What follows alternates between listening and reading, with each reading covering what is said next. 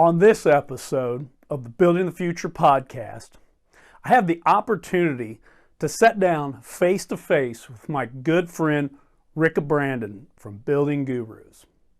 We're both attending the NLA Expo North, so we took a chance to step aside to record this show. Now, we talk a lot about the struggles this industry is having with recruiting and retaining good employees. Furthermore, we talk about some of the things that are going to be affecting this industry in the coming years that are going to make those problems even greater. And most importantly, Rikka breaks down some simple steps and strategies to get ahead of these problems so that hopefully organizations in our industry can do better to recruit and retain some of the top level employees. Now, as I said before, we're at the Expo North. So we just pulled up a table at a bar. So I want to warn you, there is a little bit of background noise and some people walking around. But don't let that distract you, because there's a lot of great information in this episode. Furthermore, in the coming weeks, I'm going to be giving away a copy of Rikka's book, Higher Power. So stay tuned to find out how you can register to win that. Because together, we are building the future.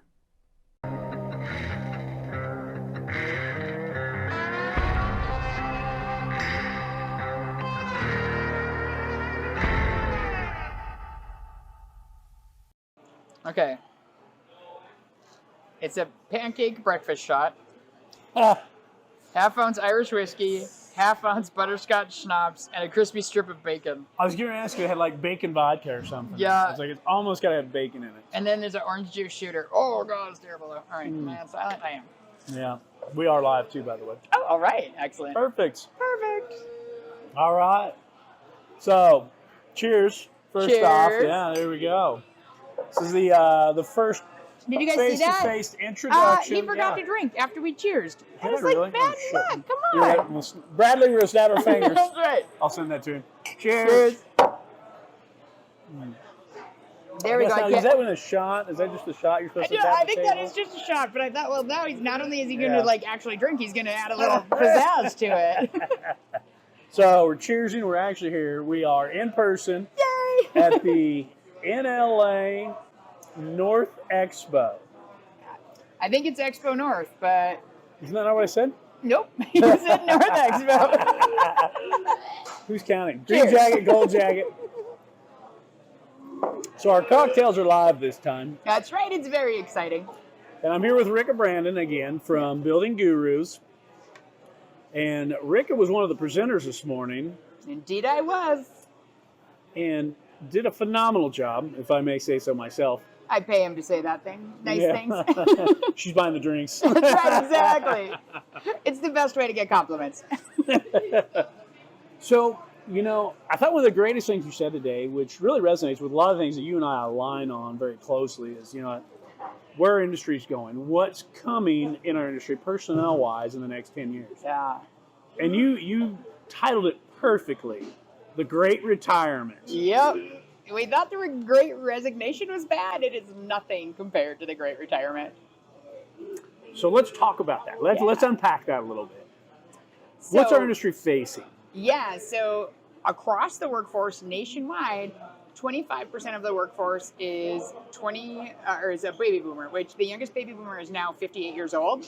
And so 25% of our workforce is within 7 years of retirement. And the reality is that you might think they're going to work till they're 67, 69, 65, but life starts to happen. Suddenly grandkids move 5 states away. Suddenly their arthritis kicks in and they want to be somewhere warmer. There's a lot of reasons where suddenly I have enough money because life is more important than work at this point.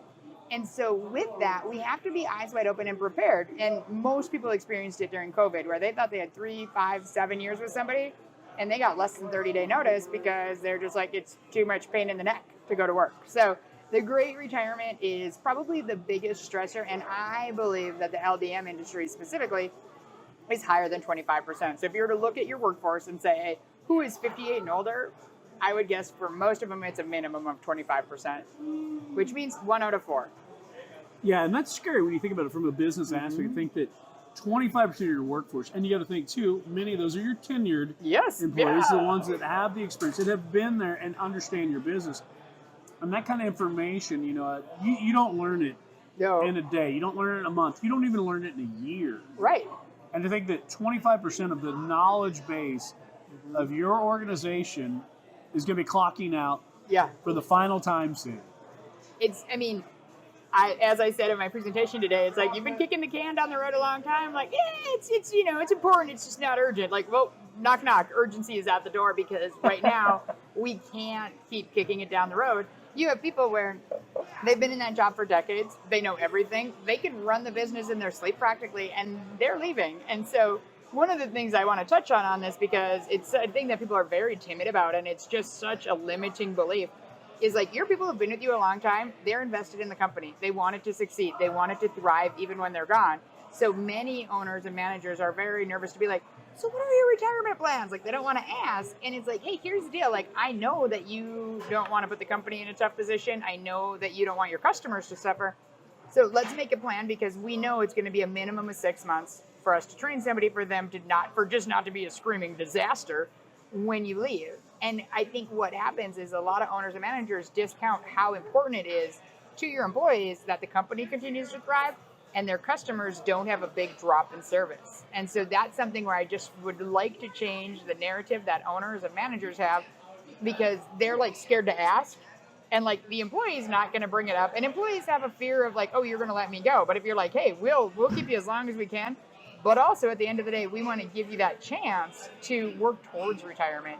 So that's a big part. I need people to be a little bit more brave and have those conversations with the understanding that it's for the betterment of the business. And when we actually have direct conversations, things go way better. Versus like, I don't want to ask and they don't want to tell. So you know what? Nobody knows anything. We're just operating on best guesses. So how does the employer go about that? What's the best practice to having that conversation? Yeah, absolutely. So best practice is really to have a one-on-one sit down. I often say, like, have a closed door conversation and just say, hey, here's the deal. Like, I know that you're not going to work forever. You're not working forever. What I don't know and what I want to plan for is like how long I can count on you to be here. And then I need to be able to make a plan, because I don't want your customers to suffer if they're in any sort of sales function. And also, like, the business, we can't replace you in 2 weeks. Like, you're such a critical part of this business that we need to have a plan. And one, you flatter them. I mean, that's the reality. Is like, you're telling truth. You're also flattering them. Like, you're very important. Like, we can't replace you in 2 weeks. Like, that isn't going to happen. And I want to get that knowledge you have so they can hit and run. One thing that I really wish more companies would consider is, people want to retire. They don't necessarily want to like completely stop working. Some do. So you have opportunities with some people where you're like, hey, we're going to bring in somebody for 6 months or a year, depending on the scope of the role, to be trained under you. But we'd like to keep you on as a trainer or a consultant, like a coach for them, for another year. And that is a great way to ease people into transition and into retirement, because they're not sure what they're going to do with their life, but they still feel very important. They feel in touch with it. And it's an easier way to kind of facilitate that transition.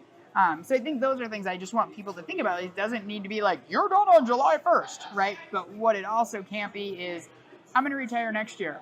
Oh, no, now I'm going to retire in another year and another year. So by you having that conversation and kind of getting it locked down, you start hiring people, then they realize, oh, I do have to retire. Like, it's like they're going to help change their behavior to recognize, like, wait, this is my endpoint. I can have some consulting. I can do some other stuff.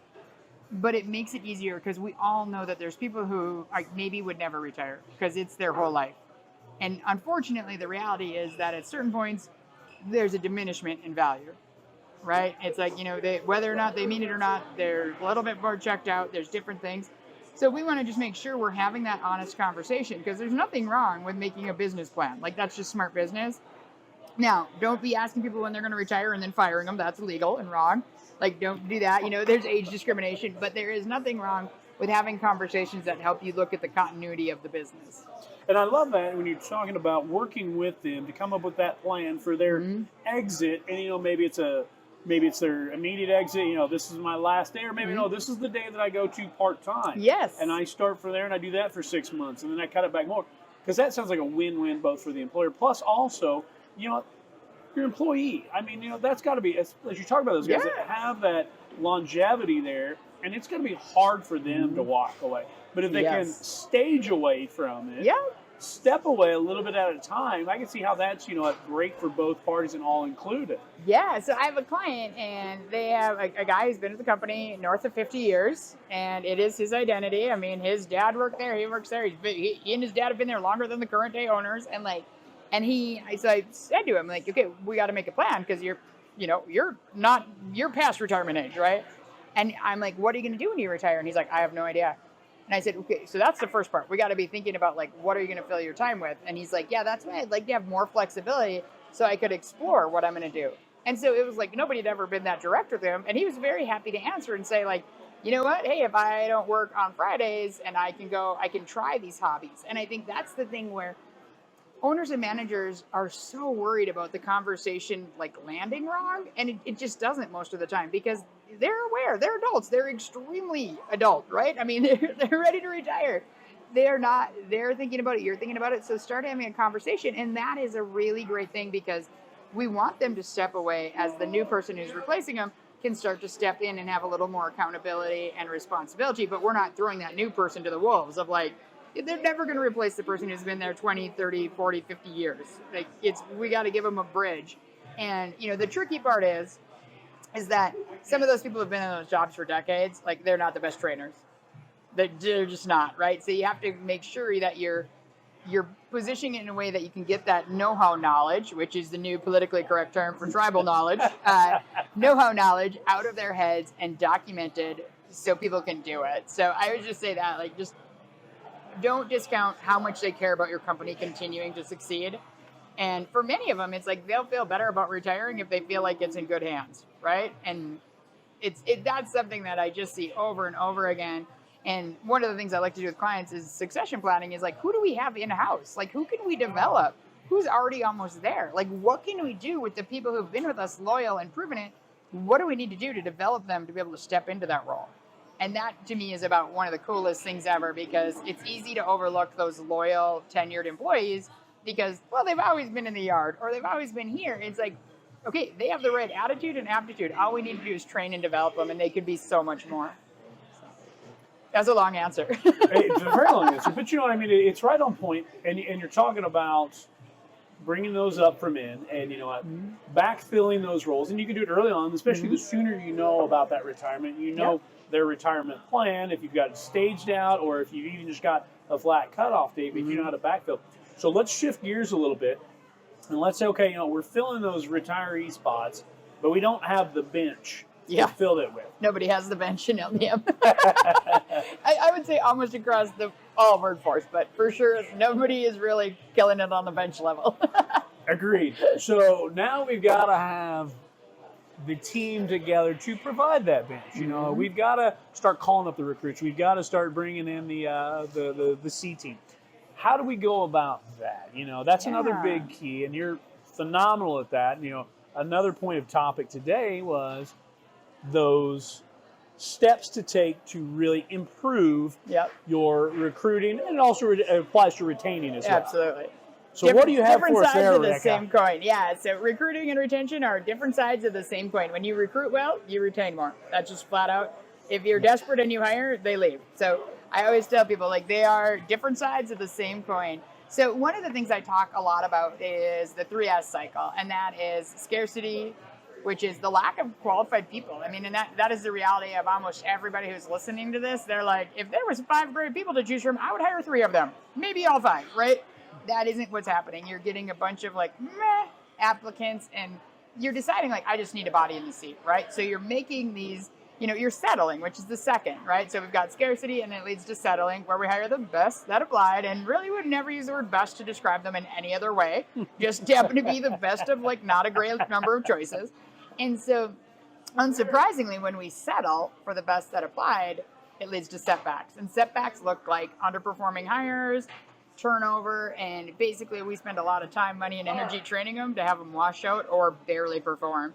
And this cycle just repeats itself. It's so exhausting, and it is so common because people don't know how to get a different result. They're doing the best they can. They're like, I'm throwing up my job description, and this is all I got. And so they have this mistaken belief that like that's who's out there. Like, I posted the job and nobody applied. That's it. There's nobody good out there. And I laugh because I've been a recruiter and I joke, finding the impossible is what I do on a Tuesday, right? Like, that's like, what you think is impossible is not impossible to me because I know a different way to come at it. I know a different way to look at it. And then I teach my clients it.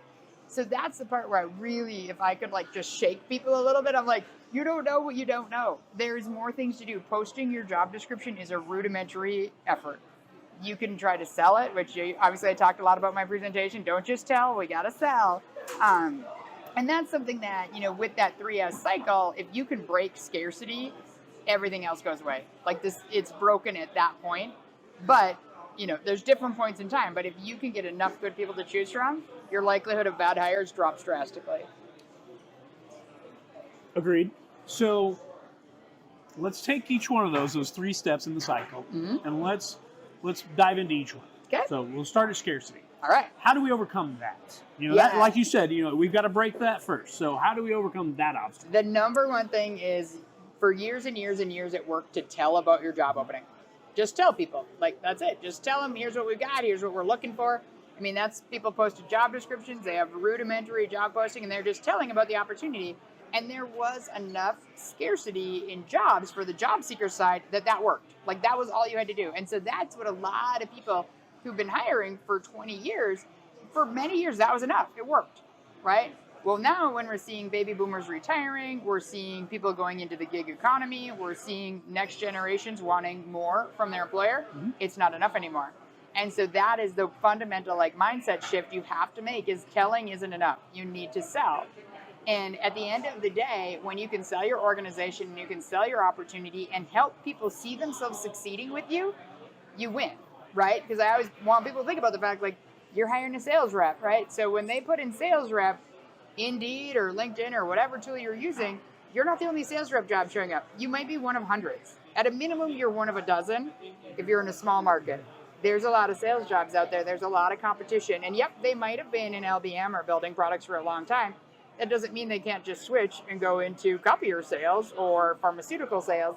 So we need to really be intentional about making sure we're engaging and exciting the people who read our job posting. And that's where we have to sell, not just tell. And that's one of the things that, literally, I will talk about it till the day I die because it's so transformational. And so few companies do it. So I would say, here's the deal, spend 2 hours writing a job posting, or a job ad as I call it, and you're going to get very different results. You're going to spend 2 hours, you're going to groan and mutter about how annoying it is, and then you're going to post it, and you're going to get more applicants than you would have with your normal job description. That's just the reality of it. Now, at the end of the day, when we're posting, we're also posting and praying somebody good applies, right? So at some point, especially if you're in a rural market, posting your job posting just may not be enough.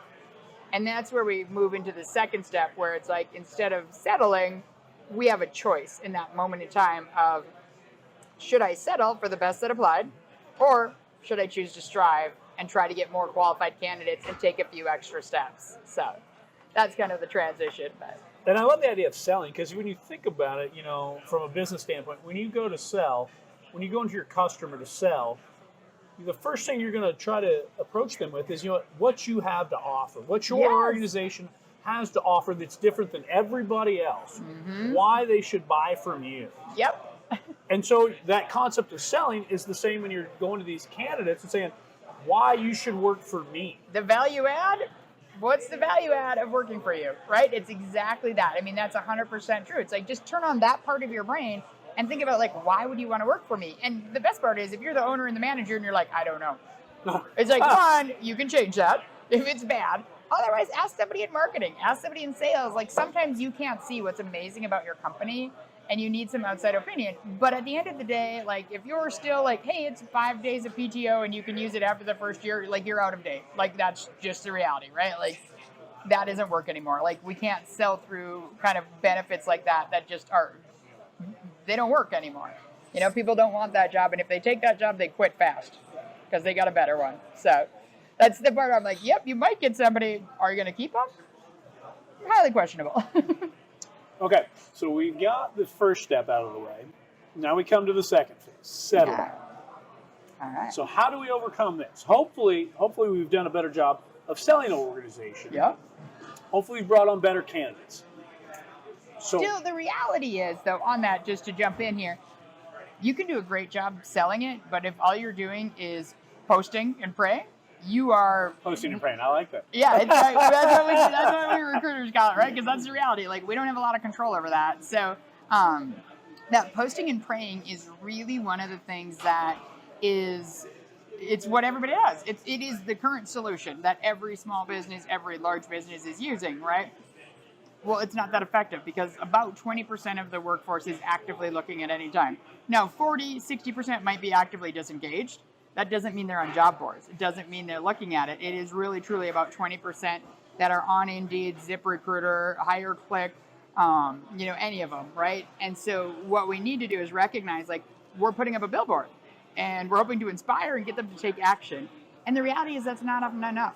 I mean, that just right now, we have 5 million more job openings than people available to work in them.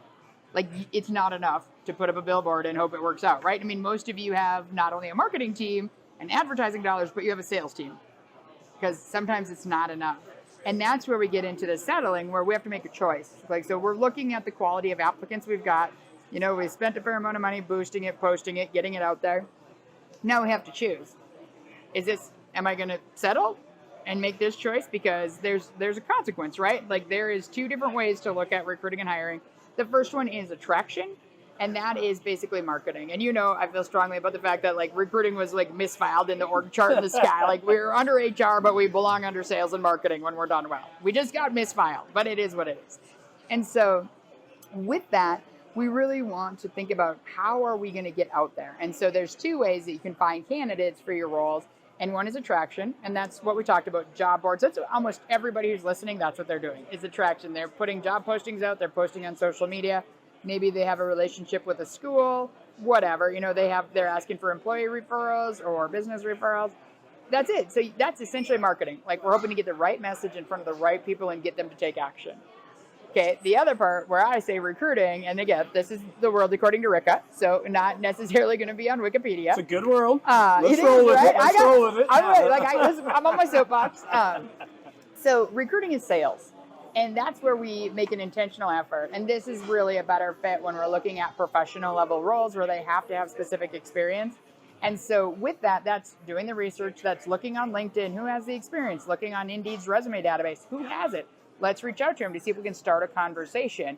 And I say conversation intentionally because when we're trying to reach out to people who aren't actively looking necessarily, it needs to be more of a conversation than an interview, right? You're trying to sell them into being interested. And so those are 2 really important distinctions in my world of attraction is we're putting it out like marketing, and then recruiting is sales. And you don't necessarily need to do both for every job opening. And I like how you talk about, that 40%. Obviously, that's the bulk. You said there's 20% actively looking. Yep. And 20% that just aren't going to move. Yep, they're planted. That other 40% in the middle. That's where it's actually 60%. Did you say? That would make sense. Yeah, that's right. I mean, numbers are tricky, right? 20, yeah, it's like words. Sometimes they're tough. Words and numbers are sometimes tricky. You're right. Numbers are often more tricky for me. So that 60% in the middle there, that's number one, it's a big group, obviously. It's a big group. And you have to think, too, that 60% that they're already employed, they're not looking at leaving, and there's got to be reasons for that. Yeah. One of them has to be that they're obviously performing fairly well. Yeah. That 20% that's looking, there's a chance that some of that 20% has been let go because they weren't the top performers. So it makes sense to really say this is a good group to be going after. Yep. So I like that idea of the recruiting. Let's really target the best of the best. Yeah.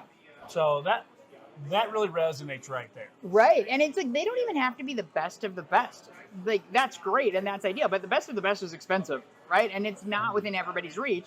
What you need is somebody who has been there, done that, and can do it again for you, right? And so that's where we're looking at skills and experience. Like, have they done this before? And it might not be sometimes you get lucky. I mean, I'm a recruiter. I've reached out, well over 100,000 messages to people who aren't looking for jobs, right? Sometimes you land it and they're irritated with their boss or they're sick of their commute or whatever it is. They're like, yeah, you know what? I'm open to a conversation. Lots of times they're like, hey, no, I'm happy. And I'm like, hey. And I will say every day, you can't recruit happy people. Like, you cannot. So for those of you who are worried about poaching from your neighbors, poaching from that, like, at the end of the day, all you're doing is showing them a path and they can choose to walk up it or not. that's just the reality. I mean, I have talked to a ton of people and it's like, nope, not the right opportunity, or I'm happy. Like, and you can't recruit happy people. Anyway, that's a sidebar I won't go too deep into. But you can always plant that seed, though, because there may come a day that they're now not happy, and maybe company policies have changed, or maybe something's different over here, and all of a sudden now it's not what it was. Right, and it's a new manager. I mean, the vast majority of the people are spurred into action to make a change is that they don't like their manager, or maybe the company was acquired. But it is also one of the big things that I think people don't appreciate who are, owners or invested in the company. Like, when people don't see any upward path, they start looking. If they're like, I'm at the glass ceiling, like the next person above me is the owner. So if you're the owner and if you're the leader, if you have those people, like, you need to make sure, if you want to keep them, like, what is the path here? Because if they have 20 years of career runway ahead of them and they don't see that they're going to grow or evolve, they're going to be looking. Or at a minimum, they're going to be susceptible to a recruiter calling and saying, like, hey, I got an opportunity here. I think you might be interested, right? So I encourage people to really be mindful of your HIPO, which is your high potential employees, and making sure you're having conversations with them like, hey, how do you want to learn and grow? Because they don't necessarily care about being promoted, but they want to evolve, right? They're like, oh, I think, maybe they're like, I'm super into digital marketing and I think it could change the business, right? So you as an owner or a manager are like, well, I need them in this job. But it's like, do you really? Because you can probably lose them anyway. So, like, what can you do to build a bridge, or at least give them that aspect that they're lit up about to go? Because that's how you keep them.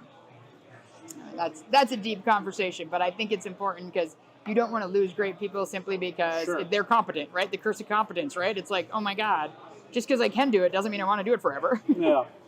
So that's the retention piece. Yeah. But we'll stay focused on the 3 S's here. Yes. So now we've made it to the final step.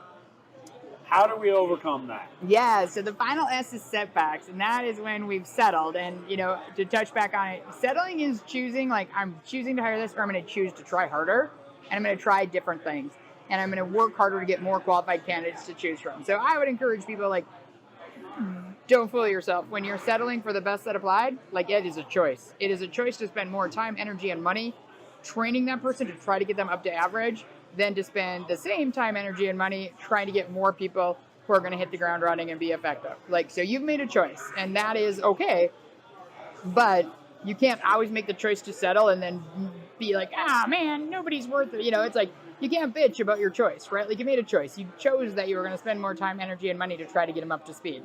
So that is the settling, where I say, like, at that point, like, you got to choose. Like, try harder to get better qualified people, or recognize I'm just going to spend more time, energy, and money training them. So now when we get to setbacks, the reality is you are spending that time, energy, and money either way. And I always say this, you got to pick your fix, right? The reality is, if you knew how to get a better result, you would get a better result because you would do those things. You're not an idiot, right? Like, I like to think most of my clients aren't stupid. They just literally don't know what to do. And that's why they look to me. And so with that, if you don't know what to do, you have 3 choices. One is to educate yourself, watch videos, read articles, listen to our podcasts, right? And learn more about it so you can take action on it. And then the second thing is to empower. Now, that's when you get a consultant in, or an HR workforce consultant, somebody who can help you get it under your belt and do it better. And then the final fix is expertise. I always say this is when you have more money than time, right? Like, so you're going to find an expert to either just do it for you or help you do it better. And so those are the choices where you have to figure out how to get a different result. And education is the cheapest and easiest. Empowerment is more for empowering yourself and your team. And then expertise is when it's like, I just literally have no time and I have more money and I just want somebody to do this for me, right? But it's expensive. And I think that's one thing people are constantly surprised by, how expensive it is to have somebody help you with hiring. I talk to companies all the time. They're like, I need help. I'm like, do you have any idea what the ticket price is? And they're like, no. And then I tell them and they're like, oh my. And I'm like, yeah. So we could also talk about teaching you how to do it better. So talking about that, let's take that to the next level. We've got our steps covered. Talking about the either consulting for the teaching side of it or just the recruiting side. That's where you come in. Yeah, absolutely. So for those that are interested in that and need that assistance, or just need somebody to do it for them, how do they go about contacting you? Well, you know what? If you Google Rikka Brandon and spell it right, you're going to find a lot of things I have to say. And then you can decide, like, I like this chick or I don't. But there's a couple of things. So I always say, if it is under $100,000 job, I would rather teach you to fish than give you a fish. Like, that is something where we need to create recurring recruiting processes that are going to continuously deliver. So if you're looking at your yard, customer service, sales, you're hiring for that almost continuously. Like, those are ones where it's better to get somebody to be a consultant and to advise you and help you really understand, like, how can we do this better? Because we need to build that bench strength, right? Yeah. So especially, you're going to be doing that throughout the years. I mean, that's not Yeah. a once every few years. I mean, that's regularly, every year, happening multiple times, hopefully. Yeah, and I say all the time, I'm like, you can hire me to help you build a plan for less than you can hire me for one search. I mean, for the most part, that's what it looks like.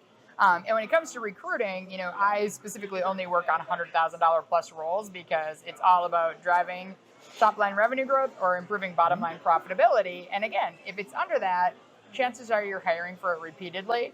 And so with that, I want to help you do it. And it could be like, you know, maybe I'm only hiring an accountant once, but it's like, let's build some practices so we have a strong recruiting funnel. But with that, for when we look at search fees, like, so I'm an engaged recruiter, which most people who are specialized in building products are engaged. And so that means you pay a deposit up front to sort of claim your spot, right? Because we do a ton of research and a ton of outreach. And so that is typically right around 25% of the expected placement fee. The placement fee is 25% of the expected compensation. So on a $100,000 job, that's $25,000 for the placement fee and just under $4,000 for the engagement fee. And so that is where people are like, oh, yeah, that's not what I thought, right? And I think that's the part where at the end of the day, the reason recruiters charge that, get paid it repeatedly, is because it's a 10x ROI almost every time. Because I always say this, you have to like them enough to hire them. Knowing my fees attached, like, it's a very different level of like what you'll take. Hey, they applied to Indeed. Correct. You know, I'm like, I always say, like, good enough is not good enough when you're coming through me or anyone on my team. So yeah, that's really the kind of the two things where I think there is a disconnect about it. Now, for some things, like for temporary staffing or like, you know, light industrial, that kind of stuff, you know, a 50% markup is pretty common. Like in the heat of COVID, it was up to 100%. So that means if somebody's going to get paid $15 an hour, you as a company, your bill rate is 30. Well, that's if it's 100%. It's 22.5 if it's a 50%, which is pretty common. And that can be a really great resource and solution for smaller businesses that just don't have the time or energy to do recruiting.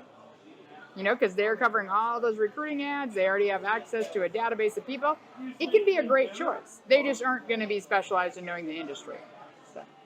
So you've got options is what you're saying. You got options. You got a lot of options. Settling and, you know, complaining, you got options. You can just do a little research and you can find different ways to get different results. Okay. So some of the research, we can search Rikka Brandon and we can find a lot. You've had a lot of articles in different publications. Right. You've been very involved, very active socially. Website. Yep, buildinggurus.com. And then also we are launching Recruit, Retain, Rock in the next couple of months here, which is really more on the training and consulting side of it, and Building Gurus will be more of the search side. So yeah, I'm excited, and if you're looking for education, like I have a ton of videos, a ton of articles. We're well into the hundreds between articles and videos that will help you look at hiring differently and get some actionable advice. I mean, the number one thing I care about is like, it doesn't have to be as hard as it feels.